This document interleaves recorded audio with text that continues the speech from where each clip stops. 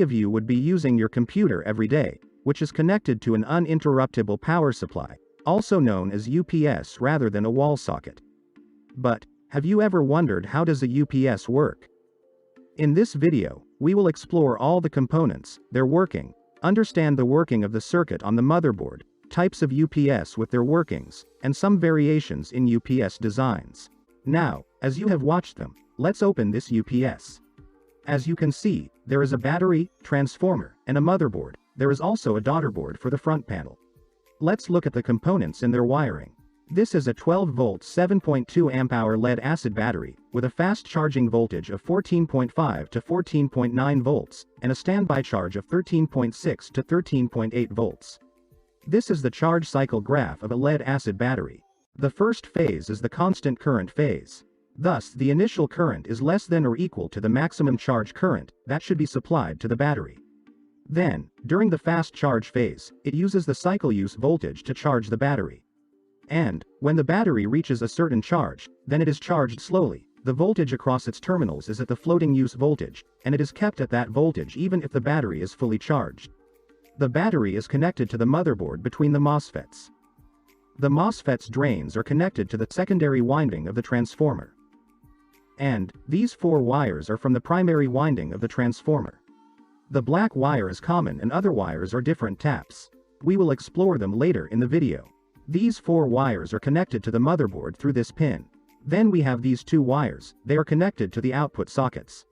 And the input is connected to the board through this pin. Now, let's look at the components of the board.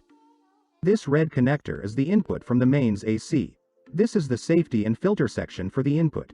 Here we have a MOV, our varistor, safety capacitor, filter capacitor, coupled inductor, and fuse. There are multiple of these components, for simplicity one of each is shown. This is a current sensing transformer, and voltage is sensed by a voltage divider below the PCB. This is a snubber network for the primary winding of the transformer. Next, we have four relays. The first relay is used to connect the live wire to the circuit. Hence, when the UPS is shut down, or the UPS is in backup mode, the live wire is disconnected from the rest of the circuit. These two relays are used for switching the taps in the transformer's primary winding. We will discuss them later in the video. This relay is used to connect to the output sockets. Hence, when the UPS is turned off, the UPS can still charge the battery. Moving on, we have a familiar-looking circuit. This is the charger circuit from our first video. This is used to charge the battery and to keep 13.6 to 13.8 volt continuously at its terminals. This is a full bridge rectifier IC. Here we have a battery monitoring IC, and a charger control IC. And this is the snubber capacitor for the transformer. The diode and resistor are below the PCB as SMD components. Now, these blocks contain the main controls of the board. They are used to monitor and control all the parts of the circuit. They are digital ICs and not analog circuits. Hence, we will explore them in another video. But, for basics, they monitor the voltages at different parts of the board and react to the changes in the voltage by changing their output signals. They are used to control the relays, depending on the mains voltage. They monitor the charging circuit and somewhat control them. They monitor the current, temperature of the circuit, and control the next section, which we will explore. Between them, is the power supply for controllers. It can be another small transformer with a rectifier and a filter. Or it can be a voltage regulator. As the controllers use very low current, voltage regulators can be used. Or any other type of power supply can be used depending on the manufacturer. This is a buzzer. It produces a sound to indicate the state of the UPS. Now, the last part of the board contains an inverter. This is used to convert DC from the battery to AC for the output. These are the connection for battery terminals, and these are the terminals for the load. The back of the power MOSFETs is connected to its drain terminal, hence we use the heatsink as a terminal, and connect it to the transformer's secondary winding. The current flowing through the MOSFETs is high. For example, we have a 13.6 volts peak voltage, and the output requires 340 volts peak voltage. The voltage is increased by 25 times. Thus we need 25 times the output current at the input. Hence, you can see two or more MOSFETs in parallel to distribute the current. This high current also generates high heat, hence we use the heatsink to dissipate it. These are the snubber network capacitors of the MOSFETs. Resistors are below the PCB. These 4 MOSFETs are used to control the MOSFETs of H-bridge. They are not used as signal inverters that were used in the inverter video. The signal to these MOSFETs is provided by the controller, thus the controller can provide an inverted signal also. They are used to provide high voltage to the gate of H-bridge MOSFETs from the low voltage signal of the controller.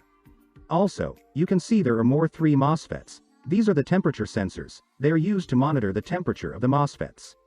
Now, let's explore why the transformer has 4 wires.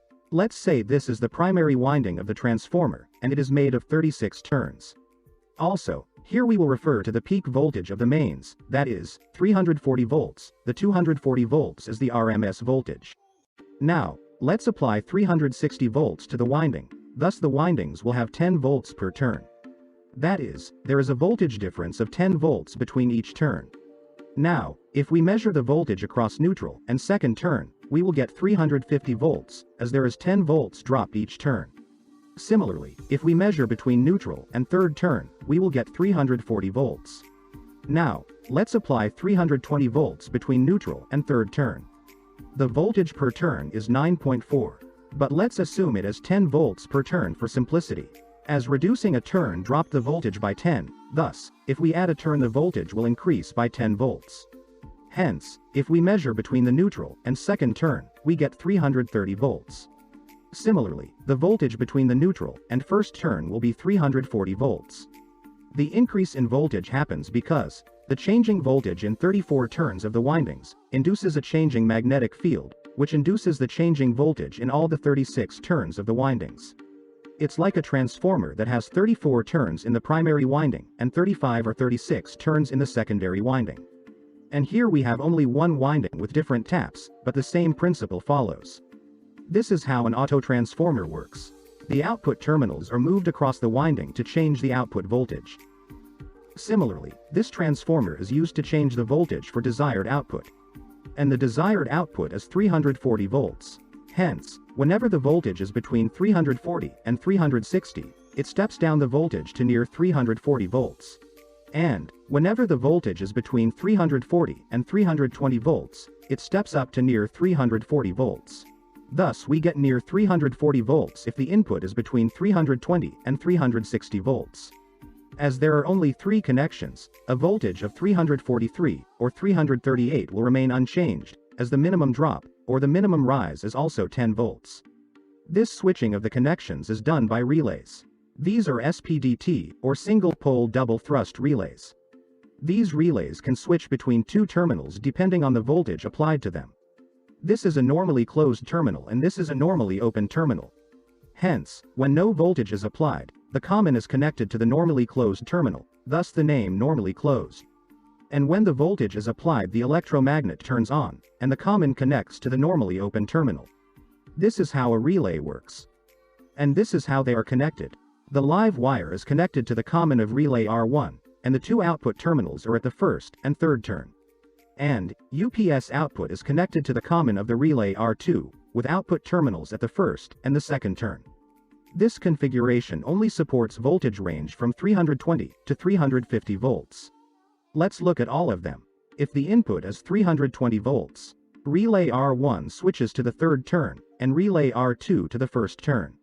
If the input is 330 volts, R1 at third, and R2 will switch to second. If the input is 340 volts, R1 and R2 will connect to their common terminal, that is, first. And if the input is 350 volts, R1 to first, and R2 to second. For 360 volts, R2 cannot connect to the third turn, hence, it can only be decreased to 350 volts. These relays are controlled by the controller. Depending on the mains AC voltage, the controller switches the relays. The mains AC is filtered in the first block, then the current and voltage are measured. Depending on the voltage, the relays switch to different taps of the primary winding of the transformer. Thus the modified voltage is given to the output. Also, the mains AC is passed to the battery charger block, which can output different voltage and current, depending upon the charge cycle of the battery, to store the energy in the battery. When there is a power cut, the voltage and current suddenly drops to 0. This is measured by the controller, and it turns off the charger and turns on the inverter block. Thus, the energy stored in the battery is used to supply the current at the output. This is how a line interactive uninterruptible power supply works. Now you know how each component and block works. Now, there are two more types of UPS available. They are offline and online UPS. Let's look at the offline UPS. In this UPS, there is no active voltage control, all other working remains the same. Mains AC powers the output and charges the battery. When there is a power cut, a relay switches from mains to transformer's output. And, in online UPS, the mains AC is rectified to DC, then it is used to run the inverter to power the output, and simultaneously charge the battery. When there is a power cut, a relay switches from the rectifier circuit to the battery. In offline UPS, any voltage variation is passed directly to the output. In online UPS, always a pure waveform is generated. The line interactive UPS is a compromise between these two types, where output can somewhat be controlled. These are other comparison points about them. In the online UPS, some more components are used. First, a PFC or power factor correction circuit. As you know, a full bridge rectifier converts AC to DC, and the capacitor filters the voltage to create pure DC. But the capacitor does not filter the current. When the rectifier output voltage rises above the capacitor voltage, the capacitor charges, and when the voltage falls, the capacitor provides the current.